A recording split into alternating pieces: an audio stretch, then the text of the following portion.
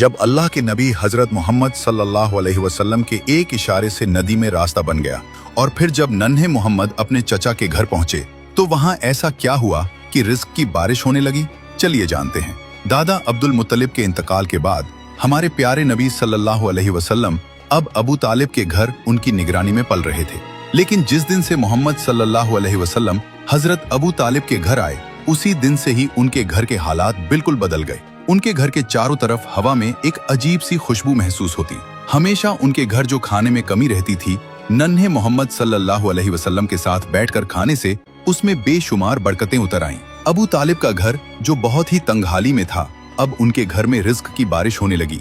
उनकी जमीन जो सूखी और बंजर थी, अब वो हरियाली से भर गई। अक्सर ऐसा होता कि दूध की मश्क आधी भरी होती, लेकिन जब नन्हे मोहम्मद सल्लल्लाहु अलैहि वसल्लम उसका सिर्फ एक घूंट पीते तो दूध की मश्क पूरी भर जाती और घर के सारे लोग पेट भरकर दूध पीते, फिर भी दूध पूरी तरह भरा रहता।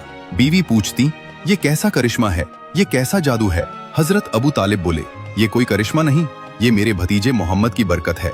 अबू तालिब जब बच्चों को मोहम्मद सल्लल्लाहु अलैहि वसल्लम के साथ खेलते देखते तो उनके दिल में एक अजीब सा सुकून का एहसास होता। वो अपने दिल ही दिल में कहते, ये बच्चा अजीब है, अल्लाह ताला इस बच्चे को किसी बड़े काम के लिए तैयार कर रहा है। वैसे तो दादा हजरत अब्दुल मुत्तलिब का साया उठ चुका था, लेकिन उनके इंतकाल से पहले की वसीयत पूरी हुई।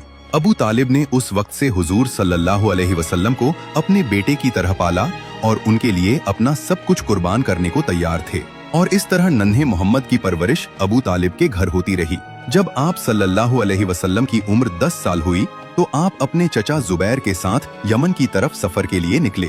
गर्म रेगिस्तान की हवाओं में काफिले के कदम धीरे धीरे यमन की तरफ बढ़ रहे थे, लेकिन रास्ते में एक अजीब वाकया हुआ। एक वादी में एक ऊंट लोगों को गुजरने से रोक रहा था। जब उस ऊंट ने आपको देखा तो अपना सीना जमीन पर रगड़ने लगा, तो आप अपने ऊंट से उतरकर उस ऊंट पर सवार हो गए और जब वादी के दूसरी तरफ पहुंचे तो आपने उस ऊंट को छोड़ दिया।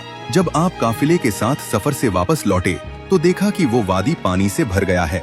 आपने काफिले वालों से कहा, सारे लोग मेरे पीछे पीछे आ जाओ। जब आपने उस वादी में अपना पहला कदम रखा तभी अल्लाह ताला ने अपना करिश्मा दिखाया और पानी को एक ही लम्हे में खुश्क कर दिया। हजरत मोहम्मद सल्लल्लाहु अलैहि वसल्लम और काफिले के लोग आसानी से वादी पार कर गए।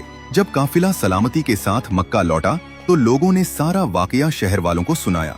तो लोगों ने कहा, इस बच्चे की शान बहुत निराली है। सुभान अल्लाह।